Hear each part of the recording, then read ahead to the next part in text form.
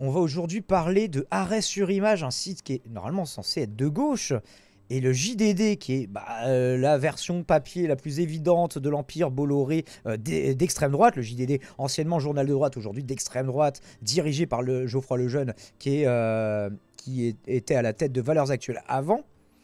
Et donc, ils anglent de la même façon. Alors, c'est sur un sujet, nous on parle pas trop de faits divers habituellement, mais là justement, ils ont anglé de la même façon sur la mort du petit Émile, donc qui a déferrayé un peu la chronique, un enfant de 2 ans et demi qui a trouvé la mort dans des circonstances encore non élucidées. Alors, ils anglent de la même façon, mais évidemment pas pour les mêmes raisons. Mais vu qu'on n'a pas trop suivi cette affaire, j'ai trouvé une vidéo en récap, je ne sais pas ce qu'elle vaut, c'est sur France Info. Tout n'est pas forcément très incroyable sur France Info, on l'a vu sur plusieurs sujets, et peut-être qu'ils nous feront un récap au moins factuellement acceptable sur ce sujet. Voilà, là, Émile, au petit Émile. C'est Émile, c'est forcément ça? toujours triste quand Mais, des enfants qui mais n'avaient même pas eu le temps de véritablement vivre retrouvent la mort. enfin, c'est très difficile politiquement d'en tirer quelque chose, à part faire de la sociologie, Est-ce tu qu'il faut en vois, et retirer dire quelque chose que... politiquement déjà? Est-ce que c'est pas un écueil dans le traitement d'un fait divers d'essayer d'en retirer un gain personnel politiquement? Ouais, voilà, non, mais ce que je veux dire, c'est que voilà, ben non, voilà, c'est ça le truc. Donc, moi, tu sais que j'aime pas trop se parler. Bon, après, je te laisse ton conducteur et ton stream, mais tu sais, je te dis, C'est pour ça qu'on fait politiquement, pas on de va faits pas en divers tirer habituellement. grand-chose, nous, à gauche. Mais peut-être qu'il y a moyen d'en dire des trucs intelligents, intéressants, justement, en comparant les différents angles. Quelque part, je me propose de faire un petit peu ce que fait, Arrêt sur Image lui-même. C'est-à-dire voir les différents traitements par différents médias sur un seul et même sujet. Donc, quelque part, oui, comme disait Usul à l'époque, moi, j'arrête les images de Daniel Schneiderman, et du coup, j'arrête les mots de Loris Guémard. Let's go. Et du coup, un récap, Non, histoire de comprendre un petit peu. je viens de dire des Oui, trucs. Aurélien, J'ai un pense dernier qu'on a une truc. rediff. Non, mais même, tu sais quoi, si je dis que c'est pas utile politiquement de s'intéresser à ce genre d'affaires, c'est bien que tu le fasses comme ça, parce qu'en plus, c'est toi qui dois le faire, parce que toi, t'as pas mal de gens de droite sur ton chat, Ah bon? et au moins, vous Ils sont... pourrez pas dire qu'on s'y intéresse pas. Daemon prend connaissance de même ce genre de sujet, et de temps en temps, on peut faire un petit récapitulatif. C'est Mais vrai qu'il y avait voilà, des gens quoi. qui étaient pour Ils ont... la peine de mort et l'exécution sommaire, donc à mon avis, ils sont quand même d'extrême droite, je ne sais pas. Donc peut-être que ça leur Voilà. parlera. Bref, récapitulatif des faits, je ne sais pas si vous avez suivi. Moi, j'en avais entendu parler sur plein de pages infos, mais j'avais pas approfondi la question jusqu'ici. Première conférence de presse et première certitude. L'enquête et les dernières expertises ont prouvé que la mort du petit Émile est bien liée à l'intervention d'un tiers. Les conclusions de ces expertises. L'intervention d'un tiers, parce qu'à un moment, il y avait une des thèses, c'était vu que la dernière fois qu'on l'avait vu, il marchait à 50 mètres de la maison et qu'il y a eu, je sais pas, il y aurait eu des loups qui se seraient baladés dans la commune en question. On se demandait est-ce qu'en fait il n'a pas été victime d'un animal. Là, il y a beaucoup de gens qui sont sur le grand-père, parce qu'il y a plein de trucs justement par rapport à la famille, un petit peu Bresson, tu vois, en mode extrême droite, catho tradi, tout ça. Et justement, est-ce qu'il n'y a pas des récupérations de certains côtés? Justement, c'est ce qu'on va creuser. Réalisées sur une durée de plusieurs mois permettent désormais de caractériser la présence sur le crâne découvert de stigmates anatomiques évocateurs d'un traumatisme facial violent. Alors après, il y aurait eu des lésions parce que c'est le crâne justement qui a été retrouvé parce qu'il a disparu il y a plus d'1 an, je crois. Et en fait, le crâne a été retrouvé par une randonneuse ou une joggeuse, je sais plus, qui a rapporté ça à la gendarmerie. Et il y a des liaisons qui ont été trouvées, notamment un maxillaire qui était manquant, une dent, etc. Et désolé pour les détails horribles. Forcément, on parle de la mort d'enfant, donc c'est forcément horrible. Hein. Mais qui aurait été fait pour certains des dégâts post-mortem aussi. Donc il y a ça à considérer. Ces expertises minutieuses et précises, réalisées sur le crâne de l'enfant et sur ses vêtements retrouvés il y a 1 an par une randonneuse, ont également permis d'élaborer un scénario. Après sa mort, le corps d'Émile aurait été conservé plusieurs mois dans un endroit sec et aseptisé. Les vêtements et les ossements retrouvés ont été transportés et déposés peu de temps avant leur découverte. Autre révélation. Selon le procureur, les vêtements et les ossements ont été retrouvés à 150 mètres de distance et les analyses ont démontré que le corps de l'enfant ne s'est pas décomposé dans ses vêtements. Toujours selon le procureur, les gardes à vue des grands-parents et 2 de leurs enfants ont permis de les confronter à ces expertises et de revoir leur emploi du temps. Au cours de ces 2 jours d'interrogatoire, aucune contradiction n'est apparue entre les 4 membres de la famille. Ouais, du coup, ils les ont libérés pour l'instant parce qu'ils n'avaient pas d'avancée significative sur les dossiers, je crois. Mais l'enquête se poursuit. De nouvelles analyses sont en cours sur le matériel et les véhicules saisis en début de semaine chez les grands-parents d'Émile. 20 mois après la disparition de l'enfant, l'identité du ou des coupables n'est toujours pas établie et toutes les pistes restent ouvertes. Donc pour l'instant, une affaire où on ne sait pas grand-chose à part que ça a l'air sombre, mais sur lequel on n'a pas de coupable très net qui se dessine. Et donc on va voir deux traitements très différents, mais un angle qui pourrait, à première vue, paraître similaire entre Pascal Praud et Loris Guémard. Bah, j'imagine que personne n'a parlé de ça aujourd'hui. Eh ben moi, je me fais un devoir de le faire. Et découvrons ça ensemble, du coup. Pascal Praud dans le JDD. De toute façon, vous savez que tous les médias bollorisés communiquent entre eux, hein, que c'est plus ou moins les mêmes bails. Que ce soit la Europe 1, Match, le JDD, CNews et compagnie. Et Fayard du coup aussi maintenant. La mort du petit Émile, le mystère que demeure son décès, ravive le souvenir du petit Grégory. Alors ça, c'est déjà dans la première phrase de Pascal Praud. Noyé dans la Vologne il y a 40 ans, c'était dans les années 80. Dans le Haut-Vernay, comme à l'Épanche sur Vologne, un enfant est mort. La gendarmerie mène l'enquête. Une famille est soupçonnée. La presse fouille, interroge, commente. L'histoire continue. Dans l'imaginaire national, dans la conscience collective, qui sait si Émile n'a pas remplacé Grégory? Philippe, c'est lui le grand-père, je crois, et Anne Vedovini, les grands-parents maternels d'Émile, ainsi que son oncle et sa tante, ont passé cette semaine près de 48 heures en garde à vue. BFM TV était mardi et mercredi première chaîne info. Du jamais vu ces dernières semaines. Il est vrai que BFM a consacré la quasi-totalité de son antenne à l'affaire. La famille Vedovini a éclipsé la guerre en Ukraine. Envoyés spéciaux dépêchés dans le Haut-Vernay, journaliste en direct de Marseille, éditorialiste à Paris.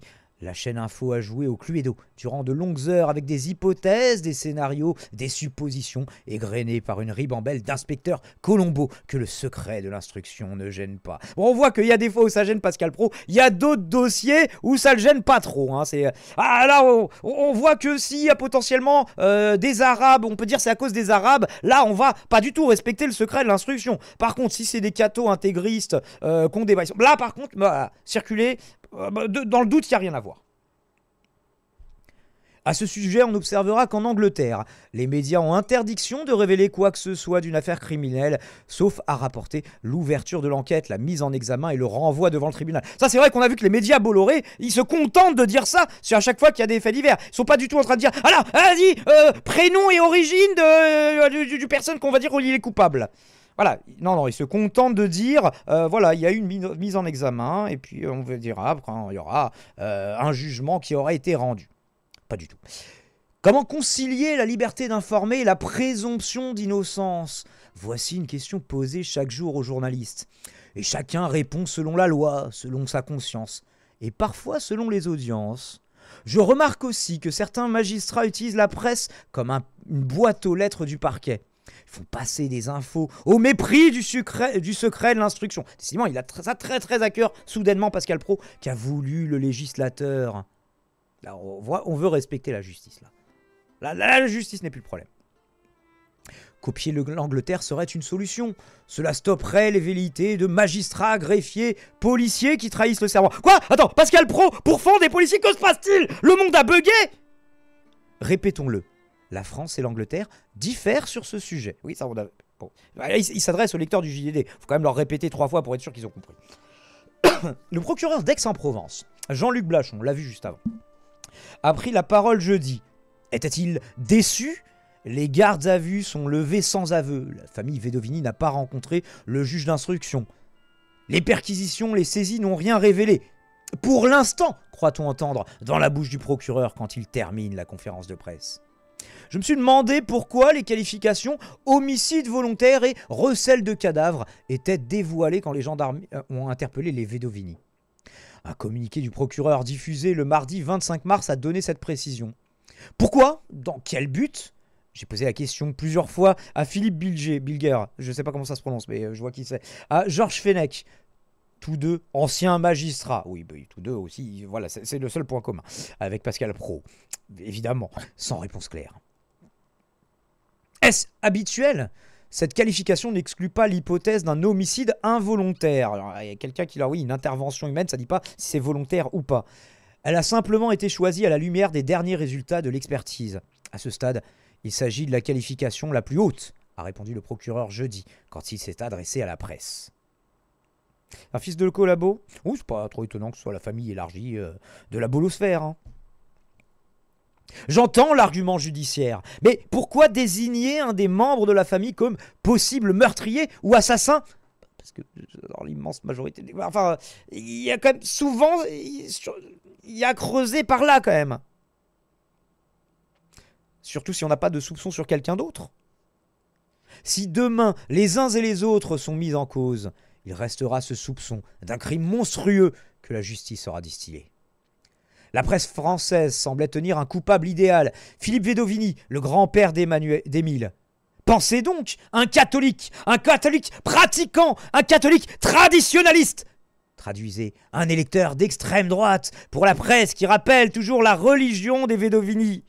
Ah là, ça ne manque pas de sel d'entendre Pascal Pro. Ah oui, non, oui, ça dépend des religions. Il y a quand même des religions, on a le droit de les suspecter, non Mais pas les catholiques intégristes quand même, s'il vous plaît. Pas eux.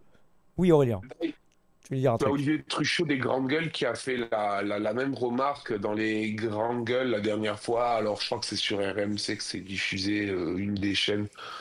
Donc c'est pas le seul à penser ça, tu vois. C'est pas que CNews. C'est aussi sur une chaîne de BFM TV. Il y a un mec qui s'insurge en mode « Oh, j'en ai marre qu'on rappelle tout le temps que la famille est catholique et tout. » Alors qu'ils se gênent pas d'avoir D'ailleurs, en fait, sur CNews, c'est même au-delà. C'est-à-dire que si les gens sont un peu bronzés, ils sont présumés musulmans. On le vérifie même pas, d'ailleurs. Hein. Juste, on l'affirme, on s'en bat les couilles. De toute façon, la vérité dans les médias, Bolloré, on a vu qu'on s'en branlait complètement. Mais bon. Quel rapport avec la mort d'Émile? Philippe Vedovini est un mâle blanc, circonstance aggravante. S'il ne faut pas lire. On ne dit pas. Ah oui, le problème de Vedovini, c'est que c'est un mâle blanc. Non, en fait, on va voir justement les trucs qui lui sont un petit peu reprochés. C'est pas d'être blanc, c'est pas d'être un mec, bah, en tout cas d'avoir une position de domination dans des trucs, justement dans les bails religieux dans lesquels il est. Justement, Loris Guémard creusera un petit peu plus. En tout cas, rapportera la façon dont ça a été traité, puisque c'est le boulot d'Arrêt sur Image. On exhume son passage au début des années 90 dans la communauté des Simoines bénédictins de Riaumont. Oula, déjà ça sonne sombre rien que le titre. Un pensionnat privé hors contrat, puisqu'on parlait justement de l'enseignement privé en contrat et subventionné par le public, qui est présenté comme un refuge pour catholiques intégristes. Oui, on lui reproche pas d'être un catholique, c'est juste... Est-ce que dans les trucs catholiques dans lesquels il est, il a fait des trucs un peu bressons? On moque quelque part, on s'inquiète même pour d'autres catholiques qui ont été sous son emprise. C'est ça qu'il semble ne pas voir ou pas vouloir comprendre. On ne sait pas quelles sont les facultés cognitives de Pascal Praud. On ne veut pas présumer quoi que ce soit là-dessus. Du coup, Bétaram, il dit quoi? Il n'a absolument rien à dire sur le sujet. À part que, comme d'habitude, on attaque des catholiques, ça c'est insupportable. Bon, une petite baffe là, comme ça, pour éduquer les gosses. On vous renvoie au sujet, 2 poids 2 mesures entre Averroès et Bétaram. On n'a pas le temps de rappeler tous les bails, mais on a plein de fois traité le sujet. Et notamment, si vous voulez retrouver ça, j'en avais parlé déjà à l'époque dans une invitation aux médias, si vous voulez retrouver ça.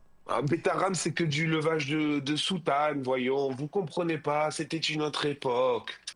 Terrible, Aurélien. Je plaisante, je ne suis pas du tout d'accord avec ce que je dis, hein, les gens. Même au 10e degré, ça reste terrible, c'est ça qui est quand même fou. On moque le couple Anne et Philippe, parents de 10 enfants. Alors, je sais pas, qui se moque d'eux, sur quoi? Est-ce que les gens sont en train de se moquer ou juste, en fait, c'est juste il y a un enfant qui est mort? On n'est pas en train de se moquer, juste on est en train de commenter des trucs particulièrement sordides. L'éducation serait stricte derrière les murs de la maison. Au centre-bourg de la Bouilladis, dans les Bouches-du-Rhône, où Philippe Vedovini a son cabinet d'ostéopathie. Alors on va voir pourquoi c'est important. Il a dit ostéopathie, on verra. Notez ça dans un coin de votre tête, peut-être plus tard ça trouvera un écho. Le patron du bar tabac est formel, assure le journal Le Parisien, parce que c'est beaucoup à partir du Parisien que tous les commentaires s'articulent. On ne le voit jamais ici, ni lui, ni sa femme, ni ses enfants. Philippe Vedovini n'entre pas dans le bar tabac. C'est effectivement un élément à charge. C'est tout à fait ce qu'on lui reproche. Voilà. Coupable idéal, vous dis-je. Le procès de l'église romaine, le procès de l'école privée, le procès de l'éducation à l'ancienne sont instruits. Et même celui des traditionnalistes catholiques qui célèbrent la messe en latin. Il sera compliqué pour Philippe Vedovini de reprendre une vie courante après ces torrents de boue, après avoir été jeté en pâture, a affirmé son avocate Isabelle Colombani. On le devine. On reproche à CNews de braquer les projecteurs sur des faits divers. Non, justement, on voit qu'il y a des faits divers, vous voulez pas du tout... Voilà, certains faits divers. Les attaques au couteau dans les rues de Paris ou de France ne sont pas des actes isolés. Ces crimes deviennent des faits de société quand ils sont répétés. Donc là, ce qu'il est en train de nous dire, c'est ça n'est pas un fait divers, justement. Pas selon notre lecture. Est-ce que les Arabes, globalement, ne veulent pas tuer les gens? Est-ce que les musulmans, un PB? Voilà, ça s'arrête à ça, hein, globalement. Ce qu'ils appellent des faits de société.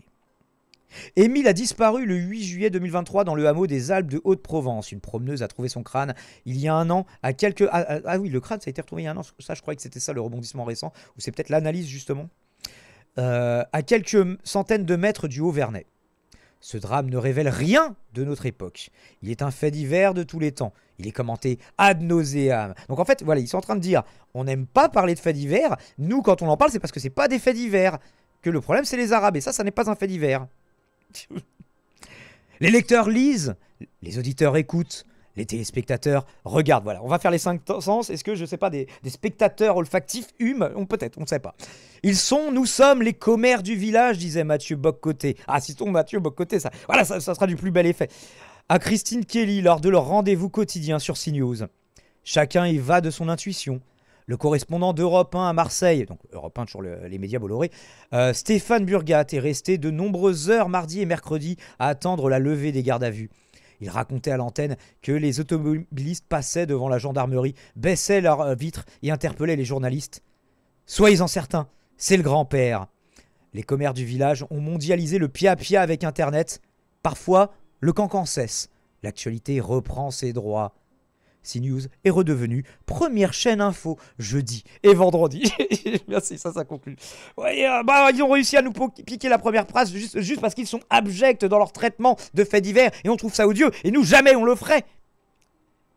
Est-ce que cet angle n'est pas incroyable, les gens? Tout à fait incroyable. Alors, ce qui rend la chose encore plus incroyable, c'est qu'on va confronter ça, du coup, à l'article de Loris Guémard, qui est un petit peu plus long, bon, je ne vais pas vous le cacher, un peu plus intéressant quand même. Le grand-père colérique, suspect préféré des médias. Mais a priori, le titre et l'angle sont similaires. Donc, regardons le détail. Loris Guémard qui assure du coup la rédaction en chef actuellement de Arrêt sur Image, il me semble. C'est Loris Guémard ou c'est Robin Andraka? Je sais plus. Non, je crois que c'est Robin Andraka en fait. Loris Guémard l'a probablement été un moment. Vous l'avez peut-être sur le chat. Arrêt sur Image, vous voulez pas inviter Damon, il le mérite, il parle de vous super non, mais le mérite n'existe pas et ils vont pas m'inviter juste parce que ils aiment bien quand on fait des lectures de films. Enfin, invitez-moi si vous avez envie, même si je vois pas forcément d'angle. Mais en tout cas, on vous aime, on vous fait des bisous. Moi, c'est de faire ta promo à ma façon, même si je le fais mal. Moi, j'essaye, quoi. Bon, voilà, invitez Damon, il le mérite. Merde. Bon, on n'a toujours pas compris pour continuer. Eh bien, poursuivons. Si vous le voulez bien. Attendez, on réajuste des fenêtres au passage. Recopier soigneusement les informations de la bouche des policiers est-il journalistiquement entendable lorsque les informations portent sur un enfant assassiné? Donc, quand même, déjà, dans la phrase introductive, on n'est pas juste en train de dire « Ah, le petit Grégory et le petit Émile, même combat ». On essaye d'ouvrir un petit peu dès l'introduction. On dirait que pour une flopée de médias, oui. Depuis 48 heures, on souhaiterait presque au grand-père du petit Émile d'être le coupable que les forces de l'ordre imaginent à ce stade de leur enquête, tant il lui sera impossible de se départir de l'amoncellement d'éléments mis en ligne en ce sens. Là, on peut voir une similarité en mode, de toute façon, il a été tellement désigné du doigt qu'il n'en ressortira pas indemne, quoi qu'il en soit, qu'il soit coupable ou pas. Et pas la peine d'en vouloir Arrêt sur Image, chers confrères du service Faits divers du Parisien, dont les articles servent de base au reste de la profession. Et là, justement, ils vous mettent en lien les sources des autres articles ou d'un autre article qu'ils ont fait par ailleurs. Voilà, c'est un autre article. Bronca, Bourdin, pompe le Parisien, et il n'est pas le seul. Et l'article date du 13 décembre 2020. Ça n'est pas une première, ça n'a pas attendu la mort du petit Émile pour être le cas. À qui est le Parisien en ce moment d'ailleurs?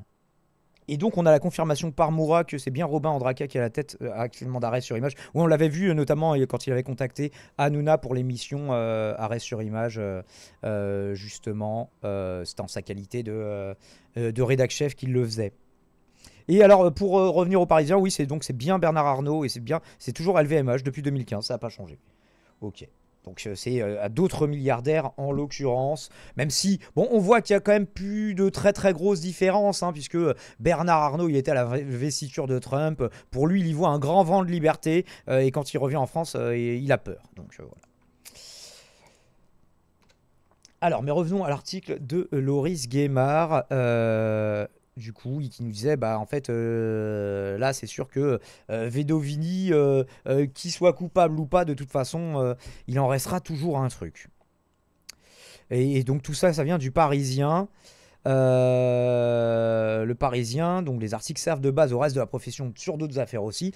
Mais nous savons aussi bien que vous l'impossibilité de vérifier la plupart des choses que les policiers vous disent, faute d'être vous-même policier. Et là, il faut remettre en lien d'autres articles qu'ils ont fait sur le sujet. Mais l'insertion de la mention reste présumé innocent par les journalistes paraît bien insuffisante ici face au téraoctet de bande passante consacrée à faire d'un homme le coupable. Sans autre information que celle que laisse fuiter la police. 4 personnes de la famille, bon, il y a la police qui l'ont quand même laissé partir, donc peut-être qu'ils ont le sentiment qu'eux, mais ils ne peuvent pas encore le prouver pour l'instant. Justement, le pour l'instant dont parlait Pascal Praud juste avant. 4 personnes de la famille ont été mises en garde à vue par les enquêteurs pour homicide involontaire et recel de cadavres le 25 mars. La grand-mère et 2 de leurs enfants, dont le Figaro annonce, le grand-père et la grand-mère de 2 de leurs enfants, dont le Figaro annonce le 26 mars, dans son direct dédié à l'affaire, qu'il s'agit, ils ont fait un direct spécialement pour ça, d'accord, qu'il s'agissait d'un oncle et d'une tante du petit Émile. Information absolument pas recueillie et déduisant que s'ils sont les enfants des grands-parents, ils sont de la famille d'Émile, mais recueillis grâce à une source judiciaire. Reste que le suspect numéro 1 des policiers, Tixit le Parisien toujours, forcément suivi par le reste du pack médiatique, c'est le grand-père.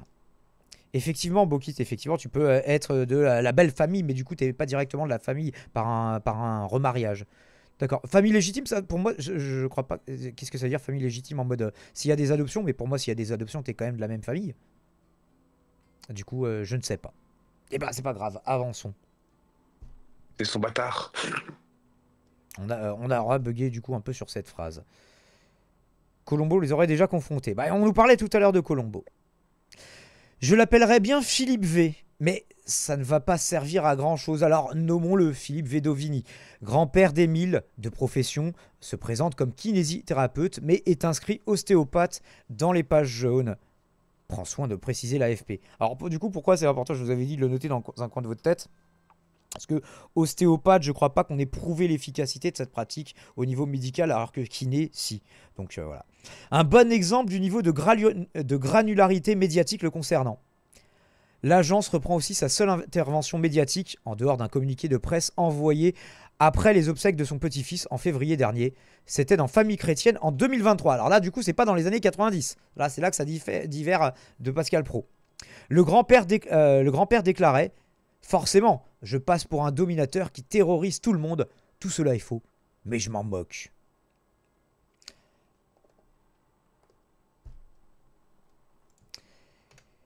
Et Aurélien qui remet le lien des cagnottes, effectivement, auquel vous pouvez participer. Et le lien de la vidéo subséquent.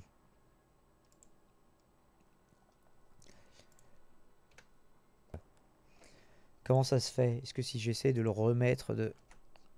C'est chiant des fois quand on ne peut pas y accéder, des fois on peut. On va voir du coup si... Voilà, là on l'a in extenso. C'était à la fin du mois d'août 2023. Le petit Émile avait disparu depuis quelques semaines à peine. Déjà Marie c'est la mère, je crois. Ça aussi, c'est un des trucs similaires aussi. Ils font des arbres généalogiques où quand du coup, j'ai regardé aussi l'affaire du petit Grégory où c'est pareil, les gens avaient fait des arbres généalogiques encore plus étoffés. Certains témoignages malveillants dans la presse font preuve d'une ignorance crasse à notre sujet, aussi sur mes parents, en première ligne dans cette histoire, mon père en particulier. Mes parents essayent de traverser avec nous cette épreuve dans la foi, confiait-elle au magazine Famille Chrétienne, là toujours, choisi pour se livrer avec son époux Colomban, parce que mieux à même de comprendre des parents chrétiens. À la citation « Je passe pour un dominateur qui terrorise tout le monde », alors elle n'était pas complète. La presse nous fait du mal, mais les gens autour de nous sont vraiment extraordinaires. La preuve que Dieu existe, c'est la bonté qui nous est envoyée chaque jour. Bon, c'est vrai que du coup, le reste de la citation n'apporte pas forcément énormément d'éléments. Donc placé en garde à vue pour homicide volontaire suivi de recel de cadavre. Oui, parce que si du coup le crâne a été déplacé récemment, c'est-à-dire qu'il y a bien une personne qui avait le corps du petit Émile et qui l'a déplacé. Donc c'est un recel, un déplacement de cadavre. Homicide, que l'homicide soit volontaire ou pas d'ailleurs. Voilà, bon, l'article, on va pas se le faire en entier, puisque du coup, il faudrait avoir un traitement complètement exhaustif de tout ce que la presse a fait, mais on a quand même un petit rappel par Loris Guémard, donc on s'en contentera, mais je vous le mets aussi en bonus, ainsi que les 2 notices Wikipédia sur les 2 affaires qui sont comparées. Le quotidien cite des témoins de l'époque. Il nuance plutôt l'idée que le grand-père d'Émile était parmi les plus violents des encadrants de cette communauté éducative, aussi religieuse que terrifiante. Donc, on n'est pas tombé sur les passages où il le nuance, mais ils existent sûrement. Je ne sais pas si on aura plus de détails. En tout cas, c'est peut-être pas lui qui a fait le plus sale de cette communauté qui a fait du sale, en gros. Enfin, à l'époque. Sur France 2, potentiellement. Et dans un nombre considérable d'autres médias, un autre point commun revient. Il s'agit d'une journaliste, Itchel Delaporte, systématiquement interviewée ou citée. Ah, donc en fait, il y a 2 points d'achoppement. C'est le Parisien et cette journaliste, d'après Loris Guémard, sur ce sujet. Elle a publié un livre enquête sur Sainte-Croix de Riaumont en 2022 et dont les témoins qu'elle faisait parler décrivent Philippe Vedovini comme l'un des plus violents. Alors là, ils ne sont pas d'accord du coup, explique-t-elle depuis ses premières interviews à ce sujet. En mars 2024, pourtant, lorsque le Canard enchaîné avait révélé que les enquêteurs, Canard qui continue de sortir des affaires, même si on n'est pas forcément d'accord sur tous les traitements de tous les sujets, que les enquêteurs n'ont pas fouillé avec beaucoup d'entrain le passé du grand-père, puisqu'ils allaient seulement auditionner un spécialiste de l'affaire de Riaumont, 8 mois après la mort d'Émile. À l'époque, seuls Le Parisien, La Nouvelle République, Libération et Le Point s'intéressaient à l'information. En 2025, les médias se sont cette fois rués dessus. Donc là, on a justement la capture d'un article du Point qui date d'il y a un peu plus d'1 an. Que faisait le grand-père d'Émile au pensionnat intégriste de Riaumont. Qu'en disaient les médias, merci pour le follow Ariles, qu'en disaient les médias qui l'avaient interrogé à l'époque. Le Point lui demandait s'il existe un lien entre le passé du grand-père et la disparition du petit Émile. Ce à quoi l'autrice répondait « Je pense qu'il serait complètement hasardeux d'établir un quelconque lien. Évidemment qu'il n'y a pas de lien avec la disparition d'Émile. Cela apporte des éléments supplémentaires sur le profil psychologique de cet homme présumé innocent. Mais on ne peut pas dire que, puisqu'il a été violent à une époque, il l'est aujourd'hui. On ne peut pas faire de lien comme cela. » Bon, très très prudente du coup, en mode oui, ça nous permet de voir un petit peu le profil de la personne, mais ça ne nous prouve rien du tout. C'est bien pourtant ce à quoi on assiste cette semaine. Voilà une information qui avait intéressé en tout et pour tout 5 médias en 2024, transmutée en révélation médiatique majeure et incontournable par la magie de l'intérêt des enquêteurs. Et même si ces derniers ont in fine levé la garde à vue des mises en cause, dont le grand-père, faute d'avancées décisives, la garde à vue médiatique, elle, n'a pas cessé. Avec son lot de détails aussi croustillants qu'inutiles. Grâce à la Provence, quotidien régional couvrant la zone du crime, on apprenait par exemple le 27 mars que, je cite, leur 4x4 de marque Hyundai avait été saisi par les enquêteurs le mardi 25 mars, qui avait été saisi, est actuellement stationné, non pas dans la cour de leur maison, mais devant le portail de la bâtisse de l'arrière-grand-père maternel d'Émile, situé à quelques dizaines de mètres à peine de leur domicile. C'est vrai que là, on a quand même beaucoup de détails qui ne sont pas forcément tous nécessaires, à part pour faire du storytelling peut-être un peu vendeur. Parce qu'il y a des fois où, justement, on en reviendra là-dessus dans la conclusion, dans ma conclusion, mais il y a des fois où la profusion de détails n'est pas seulement du storytelling et en soi signifiante. Là, effectivement, je ne vois pas trop. On n'a pas non plus échappé à la mobilisation des infographistes pour nous présenter des arbres généalogiques plus ou moins détaillés de la famille d'Émile. On la voit ici dans la rubrique Faits divers du Figaro en l'occurrence. Et on a encore des lumières qui se sont éteintes. On ne sait pas pourquoi. Effectivement, monsieur Doigt, remarque pertinente. C'est peut-être que dans Mec, elle est où ma caisse ou les clés de bagnole, cette information peut être utile. Quoique là, ça ne dit rien sur les clés. Mais sûrement un porte-clés Hyundai du coup.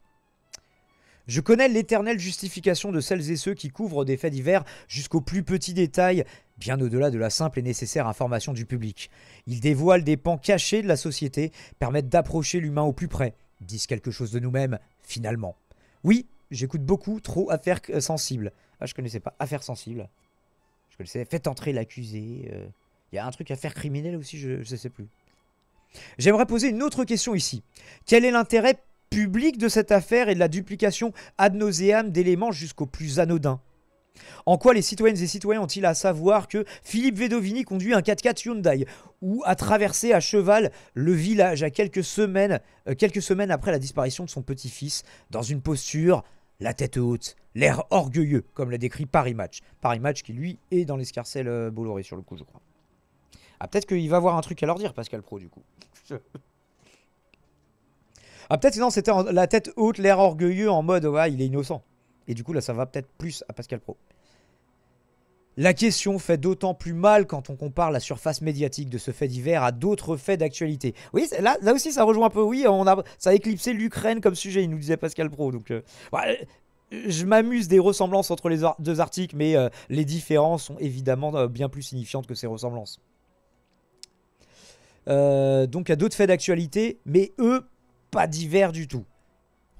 D'aucuns diraient, est-ce que les faits divers, est-ce que le terme de fait divers est vraiment si précis que ça pour décrire les affaires que ça décrit? Est-ce que forcément, surtout, voilà, justement, là, on vous renvoie au débat qu'il y a et au débat qu'on aura en conclusion.